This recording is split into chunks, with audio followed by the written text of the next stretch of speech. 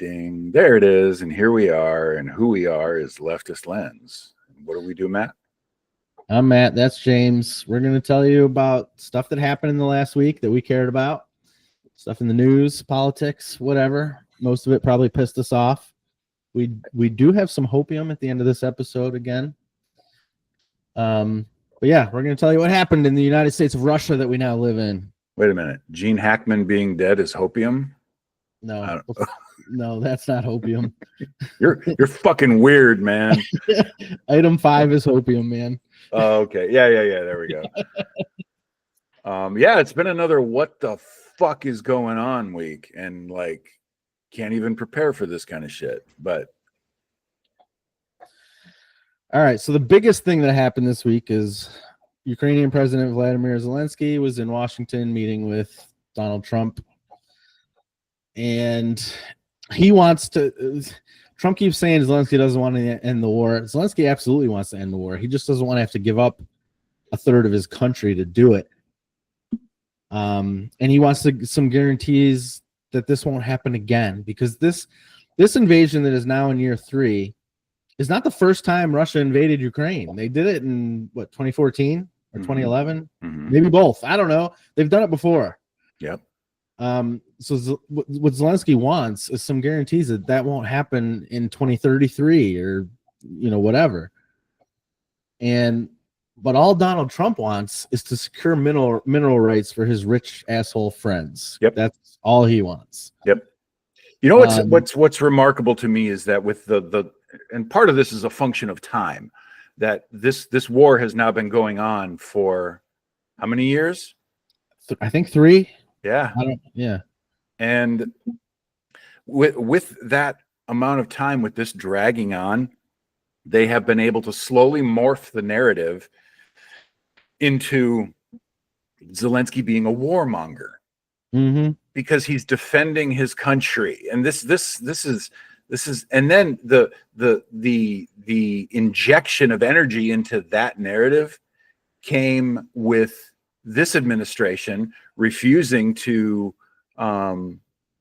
label Russia as the aggressor in this, and claiming that Zelensky just wants to keep the war going. That makes him a warmonger. It's fucking insane. And Trump said in a press conference after the meeting we're about to talk about that Zelensky didn't come with any plans of his own for peace. That's false. Zelensky said, "I'll resign as president and the war can stop if you give us NATO membership." Right. That was his plan. And by the way, the only way there can be assurances that this can be prevented from happening again is militarily. There has to be a military component to this, because that's the only thing that works with Russia. And all this bullshit about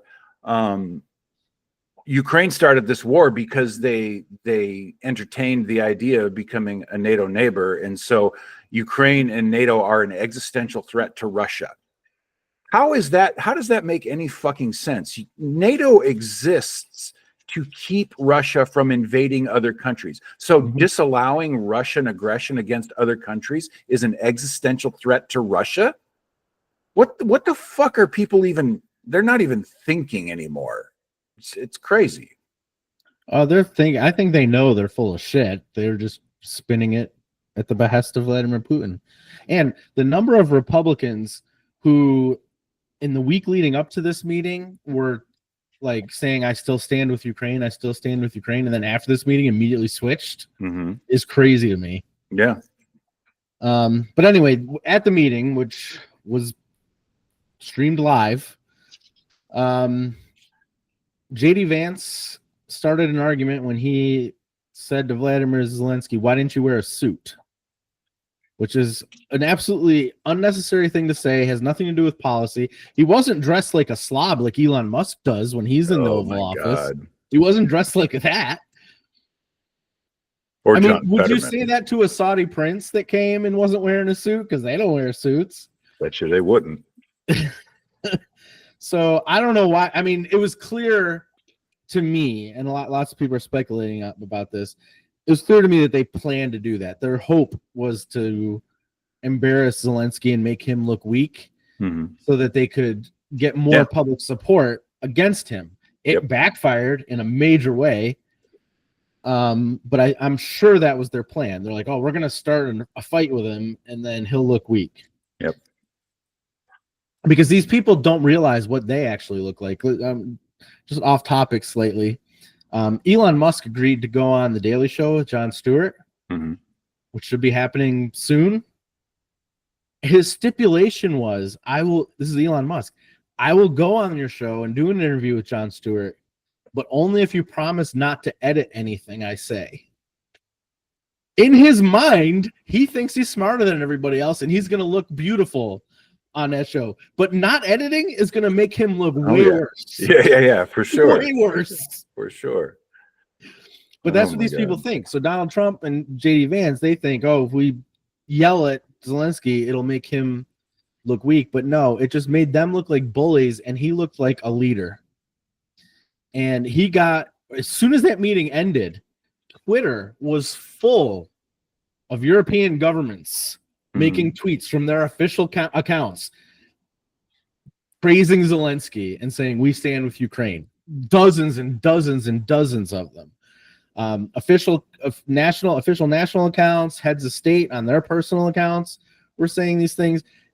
It backfired in a major way because Europe, at least, coalesced around Zelensky after this. Well, and wait for it, because the narrative that Trump is going to twist this into is, I was the only person that could unite Europe with Ukraine. He will. I guarantee it. Because at this point, he's also saying, oh, Zelensky wants to come back to the White House, but I can't allow that now. He puts him in timeout. First of all, in no fucking universe is Zelensky begging to come back to the White House. If anything, when he's meeting with Sturmer and these other European leaders, he's like, holy fuck, am I glad to be out of there. I don't know. Zelensky, why did Zelensky not fight back? Because Zelensky thinks, correctly probably, that our support is important. And despite what Trump is saying, he's still hopeful that he'll have American support. Yeah, and again, Trump's agenda in this has nothing to do with the safety or security of Ukraine or how that translates into the safety and security of the rest of the free world. It's all about what he can gain from this. How can Trump enrich himself with this? And Russia is just absolutely celebrating the path that conversation took. Putin is giddy about it, and oh boy, who the fuck are we? Yeah. But yes, Europe is coalescing in its support in every possible way for Ukraine. Europe is all of Europe. Are they not? They're enough. They can beat Russia. I really think they absolutely can. Yeah. Yeah. They don't need us. They don't want to have to fight Russia and us. So unless we do the full turn, right, it just become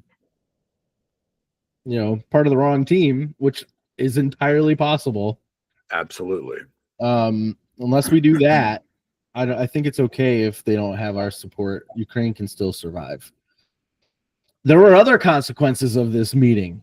A company in Norway that makes maritime fuel for ships, and apparently it's huge. They're like one of the leaders in that market. Do you want to pronounce that company name? Haltbakk Bunkers. I don't want to pronounce it. All right, well, I just gave it a shot. Apologies to our Norwegian listeners, if there are any of you. I'm not sure there are. But anyway, the president of that company said they will provide not 1 liter of fuel to American military ships until Trump is out of office. That's exactly what needs to be happening. Yeah, that should happen everywhere. Yeah. Everywhere. Yep.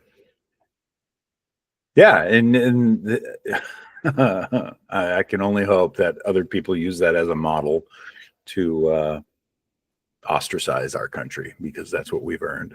Yeah, I think it's related. I'm gonna move up Canadian Day. So I went up to Buffalo yesterday, And while I was up there, once I lost my Erie radio station, I scanned to get a different station, and I picked a station, and it was a station out of Toronto, Energy 95.3 out of Toronto. And they were celebrating Canadian Day yesterday, which was, according to them, a made-up holiday where we celebrate all things Canadian and take a stand against Donald Trump. There you go. So they weren't playing, it was a pop station, top 40 station, and they were playing only Canadian artists, no American artists. Amen. And honestly, they should do that all the time. Yeah. The entire world should boycott us for real. Yep. The entire world has nothing to lose by doing that. And Trump, recently increasing the tariffs against Canada, Mexico, and China. But it is happening because countries are negotiating new trade deals with China and Europe that they're taking trade away from us and giving it to China and Europe. And that's what they should be doing. Yep. I mean, it's going to suck for us, but I don't see why they would do business with us at all while Trump's in office, and they shouldn't. Yeah, we're on the verge of a major recession right now, and there's nothing pulling us back from this. This administration is intent on putting us into a recession. Right. And usually, because our economy is so huge, normally when we have a recession, it affects the rest of the world. But if all these countries make deals with each other and leave us out of it, it won't affect them as much. Yep. And then we'll be alone. And we will be suffering for it. And if that isn't enough to get people to see that this choice that was made in November was the worst possible choice that could ever be made, then nothing will. Right. I'm anxious to see how these midterms go, because I am worried about voter turnout being in record low numbers just because everybody is so fucking defeated. But somehow for the next 2 years, that's a long time to toe the line. We've got to keep people motivated for getting out in numbers for the fucking midterms. Right, but I'm gonna tell you a stat I read today that's a little disheartening about that. A poll of Democrats and Democrat-leaning independents showed that 59% don't like the Democratic Party anymore. That they don't support it. Not that they've turned right. They just I believe the Democrats aren't doing enough to stop this, and something needs to change. So if Democrats go out in 2026 with the same playbook they've had for the past 20 years, I'm not so sure that people are going to show up and vote for them. They need to put younger people at the forefront. They need to put Jasmine Crockett and AOC at the forefront, and not Chuck Schumer and Hakeem Jeffries and all these people that don't do anything. Yep. God damn it.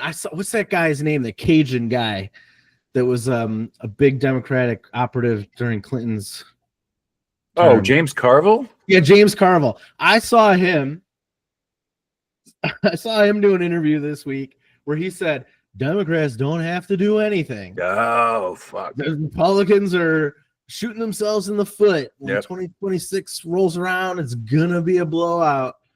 You don't have to do it. You don't have to fight any of this stuff. Just let them do it. That was his take. That will not inspire people to come vote in 2026. That is an election. Voter turnout tends to be low already. Yeah, that methodology is exactly what got us here. That methodology has produced the Democratic Party. I said this when Roe v. Wade got overturned, is that, well, the Democrats are just going to do nothing because all they have to do is point their finger and say, at least we're not them. At least we're not them. And that's what Carville is saying. And besides, Carville is also saying 30 days and this administration is going to collapse. It's collapsing in front of us. 31 days from now, I hate that son of a bitch. I don't think you can say that. The fuck I can't. I can't. He can't run. What's he gonna do? Run from me? No. Fuck. All right. We've talked on this show before several times about Trump's ties with Russia. And last week, a former KGB officer came out and said Russia recruited Trump in the 80s. He's been a Russian asset that whole time. His Russian handlers gave him the name Krasnov. So is all that true? Maybe. I'm not sure how you can claim that's not true after what happened with the Department of Defense ceasing their defensive cybersecurity operations against Russia. They're just not even looking at it anymore. Fucking crazy. That is so wild. Fucking crazy. Now, I personally, I believe that all that classified material at Mar-a-Lago was for Russia. Yeah. And I don't know if they sent them digital copies of it or if they were like arranging somehow to get it over to Russia at some point. I'm fairly certain that there was somebody operating for the Russian government in Mar-a-Lago the entire time, that their job was to go in there and scan documents. There's no fucking question about it. We didn't even talk about that at the meeting in the White House, how there was a Russian state media in there. Yeah. That didn't have a press pass and just showed up in that meeting somehow. Yeah, Under the Desk News did a good breakdown of what the process is to be able to get into the Oval Office for these meetings, and it's an exhaustive process, and it has multiple checks and balances, and that person either bypassed all that with the blessing of the administration or made it through all those processes, again, with the blessing of the administration. This is fucking insanity. It is. And that alone is a reason to do fucking something, because I mean, honestly, it's probably already too late. Russia probably has all of our secrets. They probably already do. Oh, 100%. I think this, like, I was sitting at work last night, and I'm not going to go into what I do at work. I'm not even going to fill in that blank, but how the fuck am I supposed to be concerned about OPSEC? What motivation do I have to be concerned about OPSEC other than to continue getting a paycheck? It's just fucking, this whole fucking thing is just upside fucking down. Truly. All right. So just to recap, we have lost the Cold War suddenly and abruptly. Russia won, and it's over. They are in the White House. But there is some hope. Here's your hopium. There is resistance, and it's growing. It is growing. We're recording this, by the way, on March 2nd, Sunday. Yesterday, on March 1st, 50 Tesla showrooms across the country were beset by protesters. One in New York City was literally occupied. They went in and took over the place. Mm-hmm. That's encouraging. That was organized relatively quickly. It's Operation Tesla Takedown. It was organized relatively quickly on social media and was very successful. Then after this meeting with Zelensky, J.D. Vance and his family tried to go have a ski vacation in Vermont, and that did not go well for them.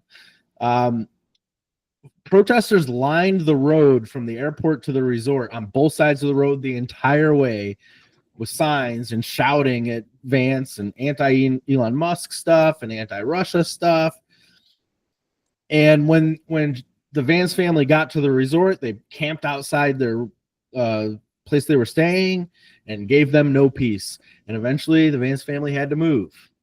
Well, the Vermonters found them where they moved to and went there and took their peace too. They never got their ski vacation. Good. And I think that's awesome. That is the stuff I like to see. Yeah. You know what else? This isn't on here, but the response from New England to Homan's statement that he's going to come to New England, Boston. I'm going to go to Boston. I'm going to bring hell with me. The response to that on social media has been pretty cool. Yeah. Did he say when he's doing this? Or no. Yeah, he may not even. I don't even know why he said that. I mean, I feel like he said that in response to something else, but he said it in response to some legislator in Massachusetts, saying that no, fuck you, we're not going to comply with we're not going to assist ICE in raids, we're not going to enable their raids, and that Homan kicked back at that a few times, and then his last statement was, "Yeah, I'm coming, I'm bringing hell with me." Fuck off with your movie quotes, you putz. Also, Republicans and Democrats too are having a hard time in town halls. I'm pretty sure we're going to stop seeing town halls because all they do is show up and get yelled at. Of course, this is what pissed me off. Speaker of the House Mike Johnson talking about the town halls. You want me to believe that those were our Republican constituents, but they weren't. Those are Democratic activists. Like, the Democrats aren't your constituents too? Oh, yeah. I mean, that is literally what they believe. Yeah. The Republicans literally believe that they are only there to serve other Republicans, and everybody else can get fucked. Yep. Contrast that to Biden and how much he attempted to bring Republicans, help when they needed it. Yeah. But this is the playbook.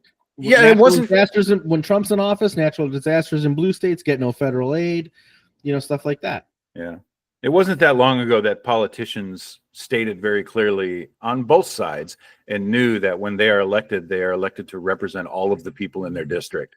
Right. And that idea is completely gone. It dissolved into ether. That's why I've never really hated politicians, even when I disagreed with them before, like I do now. Yeah. Because they at least pretended like they were serving everybody and doing what's best for their constituents across the board. But yeah, the Republicans don't even pretend that anymore. Yep. They don't even, if you're not a Republican MAGA, they don't even see you as worthy of anything. Yep. Oh, Marjorie Taylor Greene. I'm sorry, we're going off script here. I saw Marjorie Taylor Greene say that federal employees, because they're not generating revenue, they don't deserve a paycheck. Yeah. What the fuck does that mean? Marjorie, how much revenue are you generating? Maybe you don't deserve a paycheck. That is so wild. She even named like Department of Justice and National Institutes of Health. They don't generate revenue, so they don't deserve paychecks. What the fuck? You know who else doesn't generate revenue? Any CEOs anywhere. Yep. So why the fuck do they get such big paychecks? It's fucking exhausting, bro. It is. It's hard. All right. So we've already had 2 or 3 protests at all the state capitals. There's another one this Tuesday. You might be listening to this after this already happened, but I'm sure, look it up. There's probably another one after that too. But Tuesday, March 4th is the next one. I do expect those to get bigger as the weather gets nicer. And we'll see what happens with that. But there is resistance from the people, which is what we need, because the politicians ain't going to do it. And if we can get people to stop buying Teslas and crash that stock further, it's in free fall right now. Mm-hmm. Elon literally could go broke. He literally could become poor. He's the richest man in the world, and he could be poor if Tesla stock falls enough. He really could, because he's leveraged. He used that as his collateral to get the loan to buy Twitter. Twitter's not worth what it was when he bought it either. So he can't sell it to pay back, for $44 billion that he bought it for, to pay that back, those loans. Yep. So if his Tesla stock becomes, what's up, buddy? Worth enough less, he can end up being broke. Yeah. Which is why he's fighting so hard for all the stuff that he's fighting for. Like getting the FAA to change their contract for communications from Verizon to SpaceX. Like, how the fuck is that not a conflict of interest?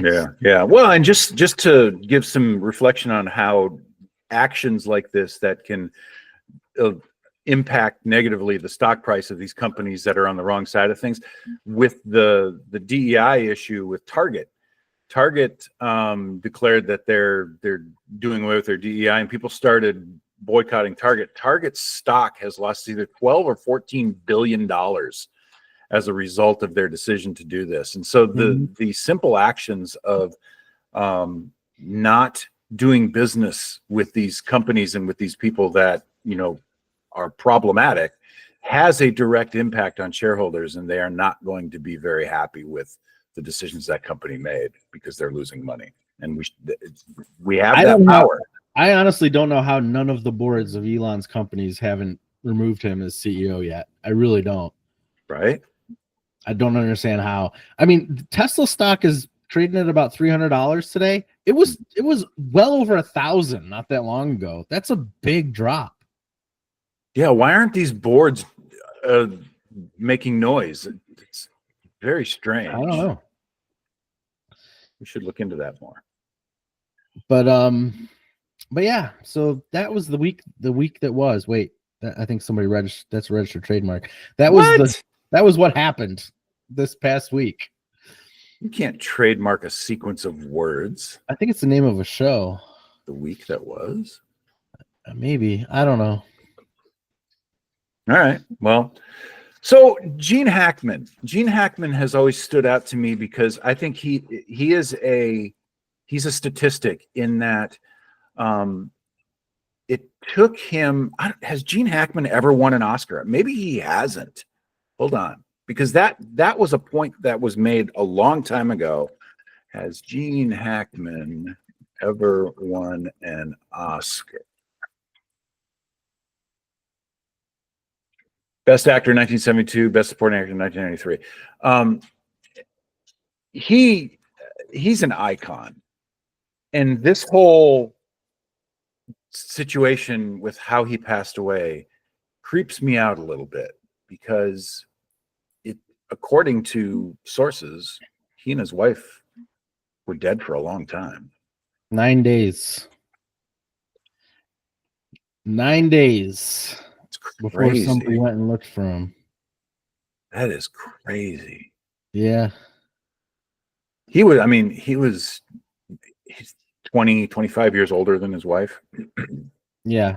And he was definitely nearing the end, but I don't know. I haven't seen too much come out yet about the autopsy results and whatnot, but yeah, we don't know anything yet. Although they did say yesterday that it was not carbon monoxide, which some people were speculating. Yeah. And it was not that. If it was not that, it's highly unlikely that 2 humans and a dog all died at the same time without some intent. Yeah. Right. So that's unfortunate. Well, I wonder if Gene passed away and his wife was so distraught that she never contacted anybody and then she committed suicide. That could be. Yeah. We'll find out. Maybe we'll find out. I don't know. But it's all sad. It's very sad. Yeah. But anyway, you're right. He's an icon. Great actor. He's been retired a while. Yeah, I want to go back and watch one of my favorite movies of his was Crimson Tide. Crimson Tide is a great movie. Go back and watch it this weekend. You know, I don't want to depress you further, but I started thinking, I haven't seen Jack Nicholson at the Lakers games lately. How much time does he have left? Not much. Yeah. Not much. He got too old to go out to Lakers games. He doesn't have much time left. Anyway, that's what happens when you get older. The people you saw in movies and stuff when you were younger start dying. Everybody dies, man. Everybody does. But yeah. So I haven't really watched anything. I've been watching the Murdoch Mysteries, which I like. I think you might like it too. It's very lighthearted. It's not heavy. They do deal with sort of heavier themes, but they don't do it, overtly. But it's a Canadian show. It's basically Sherlock Holmes. The only reason, you've mentioned it to me before, and the only reason I haven't latched onto it, because when you say the title, it reminds me of that old fucking TV series Murdoch, it's so fucking, it was not Andy Griffith, fucking, you know the old TV series, your fucking grandparents watched it. Yeah, it is Andy Griffith. Is it? I'm pretty sure. I don't know. When I search, it comes up with Rupert Murdoch. God, he's horrifying. Get him off my fucking screen. Anyway, I don't know. So, what else have you consumed? New. I watched Companion. That was wild. You I watched it saw last it? I liked it. I thought it was Yeah. kind of good. It was wild. That's a near future movie where robots are very lifelike and then stuff happens. What else? I'm up to date on Severance. I do recommend everybody watch that. We still don't know what the fuck's going on, but it's good. It's well written. Yeah, that's about it. I feel like so I went back last night and watched an old Tommy Lee Jones movie with Benicio del Toro called The Hunted. That was weird. It was like a Rambo ripoff. It was a complete Rambo ripoff. So I also watched Companion. I also tried to watch Presence. Presence is garbage. Don't even waste your time with it. It's one of the worst movies I've ever seen. Yeah, I feel like I watched more, but maybe I didn't. I don't know. I watched that Popeye movie you told me to watch. That's one of the worst movies I've ever seen. I'm sorry for recommending that. Was so bad. Oh my God. All right. Well, we'll be back in a week and we'll see what is left to talk about. What else has collapsed and burned and broken and yeah. Fuck. And we'll try to bring hopium every week if we can. We'll even make shit up if we have to. To get hopium, you got to keep resisting, people. Get out there and resist. Boycott. Don't spend money. Just take care of each other and do these things. Yep. All right. Adios, people. See you in a week. Oh, wait. God damn it. Where's the stop button? I have to edit that out now.